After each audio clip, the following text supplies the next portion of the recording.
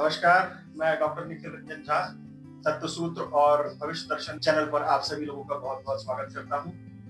अभी हम लोग ज्योतिष का प्रशिक्षण कर रहे हैं, साथ ही में ज्योतिष का क्या प्रयोग है, ज्योतिष पर चर्चा, अध्ययन और किस तरह से कुंडली वगैरह देखी जाती है, उसके कुछ वीडियोस जो हमारे पिताजी ने 20 साल पहले बनाए थे, उसको हम आज से आपके समक्ष प्रस्तुत करना चाह रहे हैं। आज जिनके प्रेरणा से, जिनके मार्गदर्शन में हमने ज्योतिष सीखा और जिन्होंने भविष्य दर्शन संस्थान की स्थापना की, आज हमारे पिताजी हमारे साथ हैं। आज उनकी अवस्था 85 वर्ष हो गई है और पिछले साल इनको ब्रेन हैमरेज हो गया था, जिसके कारण से 25-30% करीब ब्रेन में डैमेज है। तो आज से हम एक नया उपक्रम शुरू कर रहे हैं कि पिताजी ने 20 साल पहले जो ज्योतिष से संबंध में कुछ चर्चा और लोगों के समस्या समाधान के लिए कुछ वीडियोस पिताजी के बने थे, उसको हम आपके बीच में शेयर करना चाहते हैं।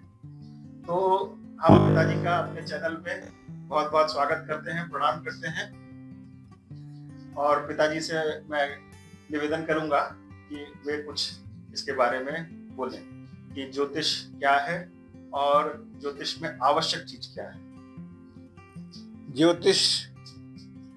ज्योति शब्द से संबंधित है। ज्योतिष एक ऐसा शास्त्र जो जीवन का अंधकारमय पक्ष है, उस पर ज्योति अर्थात प्रकाश जो डाले, वो है ज्योतिष शास्त्र।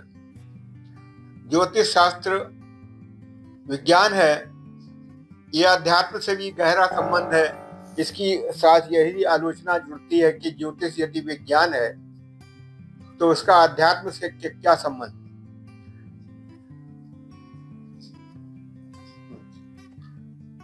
अब आपका ज्योतिष में अनुभव कैसा रहा? मैंने ज्योतिष का जब अध्ययन किया तो पूर्वजों की कृपा से, उनके आशीर्वाद से मैं ज्योतिष के क्षेत्र में आगे बढ़ता चला गया और इसके मार्ग में मुझे बहुत सी कठिनाइयां भी आई। ऐसे व्यक्ति जिन्हें ज्योतिषी समझा जाता रहा, उन ज्योतिषियों के पास भी मैं गया शिक्षा प्राप्त करने के लिए, परंतु मेरा अपना अनुभव ये हुआ है कि वो अधिकांश हमको जो थे उनने हमको टरका दिया। मुझको ऐसा लगता था प्रारंभ में कि वो मुझे शिक्षा देना ही नहीं चाहते, परंतु ज्योतिष के अध्ययन में जब मैं और आगे बढ़ा तब बाद में मुझे समझ में आया कि जिन्हें आप ज्योतिषी समझ रहे हैं वास्तव में वो ज्योतिष में शून्य है। ज्योतिष अध्यात्म का विज्ञान है। ये असाधारण प्रतिभा चाहिए और इसमें असाधारण अध्ययन भी चाहिए। ठीक है। पिताजी को जैसा मैंने बताया कि शॉर्ट टर्म मेमोरी लॉस भी होता है। 25 से 30% ब्रेन का हैमरेज में डैमेज हो गया था, तो बीच में विस्मरण हो जाता है। तो अभी पिताजी के ही निर्देश में अभी पिछले साल से वास्तविकता में जब हम 12वीं में थे 2000 से पिताजी के ही मार्गदर्शन में हम कुंडली निर्माण और ज्योतिष का कार्य कर रहे थे, लेकिन पिछले साल से अब हम इसमें नियमित अपनी सेवाएं दे रहे हैं। तो पिताजी दादा ये भी बताइए हमको कि ज्योतिषी के लिए महत्वपूर्ण चीज क्या है? ज्योतिष शास्त्र अध्यात्म का विज्ञान है। ज्योतिषी को अपनी इष्ट साधना अवश्य करना चाहिए। मुझे जो भी ज्योतिष के क्षेत्र में सफलता प्राप्त हुई है, माँ सरस्वती अर्थात शारदा माँ जो है ना, उनकी मुझे अद्भुत कृपा प्राप्त हुई है और ऐसे अद्भुत संकेत प्राप्त हुए हैं, ऐसा अद्भुत उनका मार्गदर्शन प्राप्त हुआ है कि जिसको अगर मैं वर्णन करूं तो लोगों को अविश्वास लगेगा। माँ शारदा जो है ना, ज्योतिषी उन्हीं ने मुझको बनाया और वो ज्ञान हमारे पास आने वाले बहुत से विद्यार्थी जो रहे हैं उन्हें हमने दिया और आज मुझे इस बात की प्रसन्नता है कि हमारे कई विद्यार्थी इस क्षेत्र में काफी आगे बढ़े हैं और इस कार्य को कर रहे हैं। पिताजी के कई विद्यार्थी हैं जिनका प्रज्ञा ज्योतिष संस्थान और ज्योतिष संस्थान और मूलचंद जी का क्या है, भविष्य दृष्टि ज्योतिष संस्थान, ऐसे करके कई पापा जी के शिष्य हैं जो उनका खुद का भी ज्योतिष संस्थान चल रहा है। और सबसे बड़ी बात है, पापा जी ने बहुत ईमानदारी से अध्ययन किया और उसके बाद बहुत ईमानदारी से ही लोगों के पास इस विद्या को और उनकी समस्याओं के समाधान के लिए कार्य किया।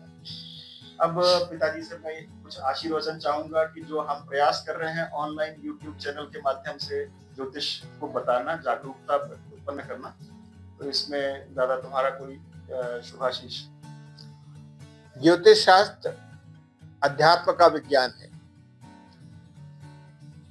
हमने जो इसमें अनुभव किया है कि ज्योतिष में कई लोग कई पारंगत हुए हैं और परंतु बाद में उनके जो प्रेडिक्शन है, मतलब जो फल कथन वगैरह है, वो आरंभ में तो ठीक रहे, बाद में वो गड़बड़ होते चले गए। और इसके पीछे ये कारण रहा कि ज्योतिषी जब अध्यात्म को छोड़कर भौतिक जगत की तरफ उसका रुझान बढ़ा, धन कमाने की लिप्सा जब उसके अंदर हुई है, तो उसका ये आध्यात्मिक ज्ञान भी लुप्त होने लगा। ये मेरे अपने अनुभव में आया। इसलिए जो भी ज्योतिष सीखना चाहते रहते हैं, उन सबसे मेरा निवेदन है कि वो लालच से बचें, माँ सरस्वती की कृपा प्राप्त करें, माँ सरस्वती का पूजन करें, उनकी आराधना करें, उनसे मार्गदर्शन प्राप्त करें, तो ज्योतिष के क्षेत्र में आगे बढ़ते जाओगे। और जो आपको प्राप्त होना होगा, एक बात याद रखें कि ज्योतिष में मतलब जो भविष्य कथन किया जाता है, जो आपके भाग्य में है वही प्राप्त होगा, उससे अधिक नहीं। उससे अधिक प्राप्त करने का प्रयत्न किया, लोगों को अगर मार्गदर्शन सही नहीं दिया, स्वार्थ के लिए उन्हें भटका दिया, तो याद रखिए कि आपका ज्योतिष का ज्ञान लुप्त हो जाएगा। ये मेरा अपना अनुभव है। अभी स्वास्थ्य थोड़ा ठीक लग रहा है, चलने फिरने में बड़ा कठिनाई है और बड़ा प्रयास करके पिताजी अभी समय दे रहे हैं, तो इसी का थोड़ा सा और लाभ हम उठा लेते हैं। दादा, आप थोड़ा सा ये भी हमको बताइए कि अभी जो प्रशिक्षण हमने शुरू किया, इसमें राशि और कुंडली निर्माण हमने अभी बता दिया है, इसमें भावों के बारे में थोड़ा सा बताइए कि कुंडली में जो ग्रह स्थापित करना वहां तक हमने बता दिया है, अब भावों का क्या प्रभाव है, थोड़ा सा अगर बताएं। देखो, जन्म पत्रिका में 12 भाव होते हैं और प्रत्येक भाव के 9 चरण, प्रत्येक राशि के 9 चरण जो हैं, उन 9 चरण के अलग अलग स्वामी हैं। उनके प्रभाव को लेकर फल कथन किया जाता है। याद रहे, फल कथन करना जब भी आवश्यक हो तो इष्ट का स्मरण, अपने इष्ट का स्मरण हम हमेशा करना चाहिए। जैसे मेरी शारदा मैया इष्ट हैं और उन्हीं ने मुझे हमेशा मार्गदर्शन दिया। मैंने कई बार अपने जीवन में यह अनुभव किया कि मेरे मुंह से गलत कथन भी हो गया, अध्ययन गलत हो गया, परंतु उसका परिणाम ये हुआ, उसके बावजूद भी मेरे पास वही व्यक्ति आके कुछ समय बाद बोलता कि पंडित जी, आपने जो कहा वो बिल्कुल सही निकला। ये जो बता रहे हैं, इसमें एक सेठी जी आए थे, उनका उल्लेख करते हैं, वो थोड़ा सा विस्तार से बता पाएंगे? याद होगा कि पंचांग का पन्ना पलट गया था और कुछ उनको बोल दिया था? नहीं, वो नहीं याद हमको, पर ऐसा हुआ है मेरे साथ। पिताजी के बड़े ही विस्मरणीय, कुछ अविस्मरणीय और बड़े प्रामाणिक ज्योतिष प्रमाण हम लोगों ने अपने सामने देखे। किन्हीं एक के कोई मित्र चले गए थे और ये बोले थे कि दोबारा घर वापस नहीं लौटेंगे, और उस समय रात को 11:15 बजा था, तो उन्होंने फोन किया, पिताजी विश्राम में चले गए, हमने जब जगाया तो पिताजी ने बोला कि ये टाइम थोड़ी ना होता है फोन करने। मैंने बताया कि कोई सज्जन चले गए हैं और उन्होंने बोला वापस नहीं आएंगे और जीवन अंत कर देंगे। तो ये देख करके पिताजी ने फिर तत्काल प्रश्न कुंडली बनाई और उसके हिसाब से फिर प्रेडिक्शन किया कि क्या यह किसी महिला के विषय में परेशान होकर के गए हैं। घर से 200 मीटर दूर पर दक्षिण दिशा में 3 अक्षर की नाम की हैं और बहुत क्लोज है। तो ऐसे करके कुछ चीजें और उन्होंने टेली। उन्होंने बोला कि हाँ ऐसा है, और पिताजी ने बोला कि कल शाम 9:30 बजे तक वो आ जाएंगे, और ऐसा हुआ। याद है? हमें याद। तो ऐसी ऐसी कई घटनाएं मेरे साथ घटी। एक मंगलसूत्र घूम गया था, माँ का ही घुमा था, हाँ मकार करके वो था ना, कोई मंदिरी। हाँ मंदिर। हाँ, तो बिल्कुल इसी तरह का प्रसंग और भी था। ऐसे बहुत से प्रसंग हैं। और आज आपके समक्ष में अपने पिताजी को लाने के पीछे कारण यही है कि पिताजी का जो अनुभव है 60 साल का अपने ज्योतिष के क्षेत्र में, जो हमने सीखा और जो सिखाने का प्रयास कर रहे हैं, इसमें पिताजी का मार्गदर्शन प्राप्त हो। अभी हम पिताजी के जो पुराने 20 साल पुराने जो वीडियोस हैं, जिसमें ज्योतिष की विवेचना पापा ने की है, उसको हम आप लोगों से शेयर करेंगे, जिससे जब आप लोग भी इस प्रशिक्षण में आगे बढ़ेंगे और ज्योतिष की मौलिकता को समझ पाएंगे कि किस तरह से देखा जाता है, तो पिताजी के जो पुराने वीडियोस हैं वो हम लोगों के लिए बहुत काम आने वाले। और जो ज्योतिष के जानकार भी हैं, उन लोगों के लिए भी ये वीडियोस काफी इंफॉर्मेटिव होने वाले हैं। तो दादा और कुछ बोलना चाहिए? हाँ, मैं कुछ और भी बोलना चाहूंगा। ज्योतिष को अंधविश्वास न समझा जाए। ज्योतिष अध्यात्म का विज्ञान है और इसके साथ जो आलोचना जुड़ी है कि अगर ज्योतिष विज्ञान है तो इष्ट की साधना की बात इसके साथ क्यों की जाती है। इष्ट की साधना, ज्योतिष जो है अध्यात्म का विज्ञान है। इष्ट की साधना करेंगे तो आपको सारे सिद्धांतों में कमी भी हो। कई बार ऐसा होता है जो मेरे अपने जीवन में आया है, अन्य ज्योतिषियों के जीवन में भी आया है कि उनके मुंह से फल कथन गलत हो गया, परंतु इष्ट की कृपा से फल कथन सही हो गया। मुझे ये कहने में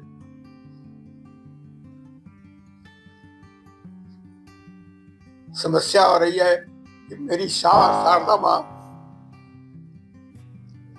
जो मेरी इष्ट रही है, इनने मुझे पल पल पे मार्गदर्शन दिया। बस आप कहने में कठिनाई जा रही है। अच्छा, इसमें एक चीज दादाजी तुम बोले थे ना कि एक बार पंचांग में पन्ना पलट गया। हाँ, ऐसा हो जाता है कि पन्ना पलट गया। पंचांग देख रहे हैं और जो पंचांग में बताना है वो एकदम 1 महीने बाद का पंचांग देखा, और उसके हिसाब से कई बार प्रेडिक्शन, यानी ऐसा पिताजी बताते हैं कि वो प्रेडिक्शन हो गया।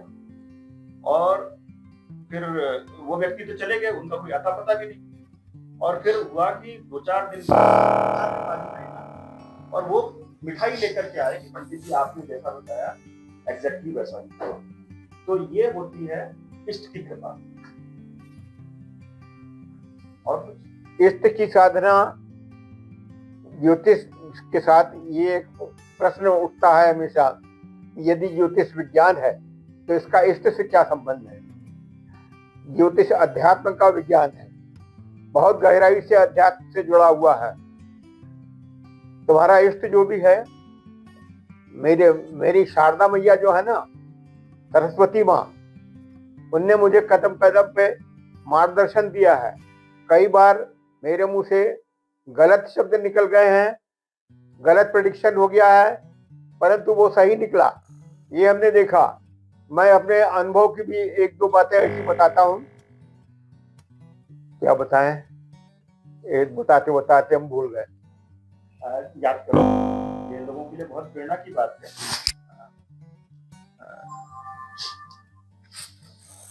ऐसे समझ लीजिए कि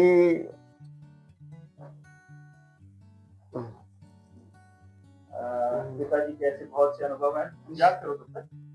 तो इष्ट की कृपा के बारे में हरदम पिताजी बोलते रहे, और इष्ट की कृपा से ही ऐसा होता है कि कई बार, जैसा अभी जस्ट मैंने थोड़ी देर पहले बताया, कि पन्ना पलट गया और उसके हिसाब से प्रेडिक्शन हो गया। तो बाद में लगा कि गड़बड़ हो गया, लेकिन इष्ट की कृपा से ये होता है कि वाक सिद्धि जैसे हो जाती है। तो पिताजी को क्योंकि शॉर्ट टर्म मेमोरी लॉस भी है, तो वो विचार कर भी हो जाते हैं और भूल जाते हैं।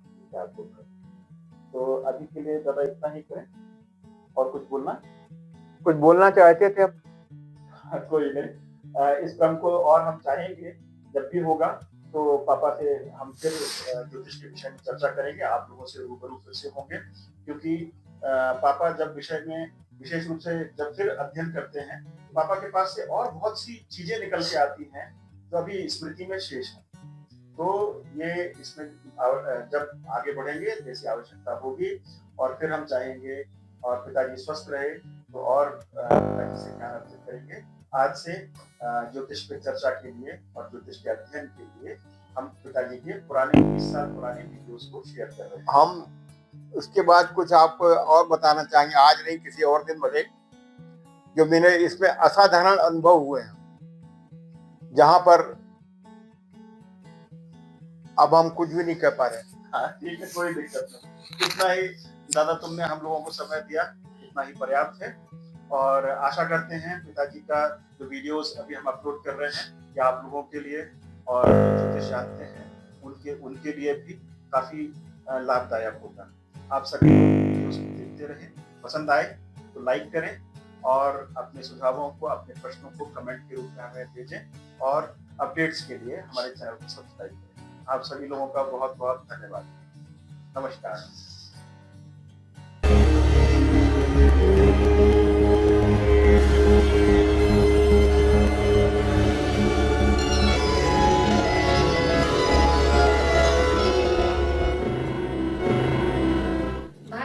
टीवी के भविष्य दर्शन कार्यक्रम में स्नेहलता मिश्रा का सभी दर्शकों को नमस्कार। हमारे साथ यहाँ उपस्थित हैं हमारे गुरुजी आदरणीय परमानंद झा।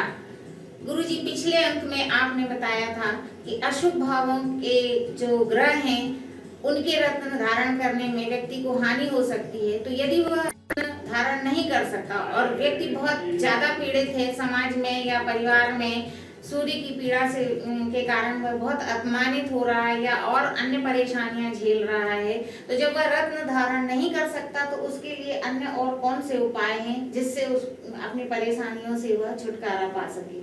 निस्संदेह एक बहुत महत्वपूर्ण प्रश्न है। जन्म पत्रिकाओं में कोई ग्रह अकारक हो जाता है, अशुभ भावों का स्वामी हो जाता है और उस ग्रह से संबंधित पीड़ा चलने लगती है। रत्न धारण करेंगे, उस ग्रह का प्रभाव बढ़ेगा और पीड़ा और अधिक हो सकती है। ऐसी स्थिति में क्या किया जाए, एक महत्वपूर्ण प्रश्न है। यथा यदि हम मिथुन लग्न को ले लें, तो हम देखते हैं मिथुन लग्न में, मिथुन लग्न अर्थात जहां 3 अंक लिखा है वहां से तीसरा सिंह राशि पड़ती है जिसका स्वामी सूर्य है। अब सूर्य से संबंधित पीड़ा होती है व्यक्ति को, सूर्य सिर में पीड़ा हो सकती है, उसमें एसिडिटी हो सकती है, आत्मीय जनों की तरफ से उसे पीड़ा हो सकती है, राज्य से संबंधित क्षेत्रों में भी उसे पीड़ा हो सकती है। ऐसी स्थिति में क्या किया जाए? क्या सूर्य का रत्न धारण किया जाए? अब सूर्य मिथुन लग्न में तृतीयेश होता है। तृतीय भाव क्या है? पराक्रम का भाव है, भाई का भाव है, भुजा का भाव है, किंतु साथ में वो अभाव का भी भाव है, अशुभ भाव भी है। अष्टम भाव से, अष्टम भावों का सिद्धांत जो है उसके हिसाब से, उस गणित से सूर्य अष्टम भाव से अष्टम का स्वामी होने के कारण इसे ऐसे समझ लें कि मिथुन लग्न से हम गिनेंगे 1 2 3 4 5 6 7 8। मिथुन लग्न के लिए अष्टमेश शनि हुआ, मकर राशि हुई। अब हम मकर राशि से भी जब गिनेंगे 1 2 3 4 5 6 7 8, तो यहां से भी अष्टमेश हुआ सूर्य। अष्टम भाव से अष्टम भाव का जो स्वामी है, जो भाव है, ये भी आयु अथवा मृत्यु के संबंध में सूचित करता है। यदि हम अष्टमेश का रत्न धारण करें या तृतीयेश का रत्न हम धारण करें तो अभाव बढ़ जाएगा। तृतीयेश का रत्न धारण करने से पराक्रम भी बढ़ेगा परंतु अभाव बढ़ेगा और नाना प्रकार के कष्ट जो अष्टमेश से अष्टम होने के कारण होते हैं, ऐसे कष्ट भी तृतीयेश का रत्न धारण करने से हो सकता है। अब तृतीय सूर्य है, आत्मीय जनों से पीड़ा हो रही है, राज्य से पीड़ा हो रही है, ऐसी स्थिति में क्या किया जाए? मूल प्रश्न ये है। सूर्य की आराधना करें। ध्यान रहे, ग्रह की पीड़ा शांत करने के 2 उपाय। जैसे कोई दुष्ट व्यक्ति है, या तो हम उसे मार के दबा दें, शक्तिपूर्वक बलपूर्वक दबा दें, अथवा हम शक्तिपूर्वक जब नहीं दबा सकते हैं तो हम उसको हाथ जोड़ के प्रणाम करके अपने अनुकूल बना लें, विनम्रता पूर्वक उसे अपने अनुकूल बना लें। यदि ग्रह इस प्रकार से पीड़ा दे रहा है और हमको लगता है कि इसके बलवान होने से पीड़ा हो रही है, तो उसका जो शत्रु ग्रह है जो हमारे अनुकूल हो, उसका रत्न धारण कर लेना चाहिए। परंतु हम देख रहे हैं कि हमें सूर्य की शक्ति भी चाहिए, ताकि हमारी आत्मशक्ति प्रबल हो, हमारे आत्मीय जनों से हमें लाभ हो। ऐसे स्थिति में हमें सूर्य ग्रह की उपासना करना चाहिए, भगवान सूर्य को अर्घ दें। ध्यान रहे, ज्योतिष में सिद्धांत है कि जो ग्रह अशुभ प्रभाव दे रहा है, कष्ट दे रहा है, उसका रत्न ना धारण करें अगर वो अशुभ भावों का स्वामी है। और ऐसे ग्रह के से संबंधित जो दान आदि है वो भी व्यक्ति स्वीकार न करे। और जो ग्रह जन्म पत्रिका में शुभ है, शुभ भावों का स्वामी है, ऐसे ग्रह से संबंधित जो वस्तुएं हैं उनका दान ना करें। गुरुजी, ये तो आपने बताया कि दान करना और सूर्य को अर्घ देना। दान कब किया जाए और किस समय किया जाए और किसे किया जाए? ये अत्यंत उत्तम प्रश्न है कि दान किसे दिया जाए। शास्त्रों में ये बात बार बार कही गई है कि कुपात्र को दान नहीं करना चाहिए। ऐसे कहा जाता है कि ब्राह्मणों को दान किया जाए, पर प्रत्येक ब्राह्मण को दान नहीं किया जाना चाहिए।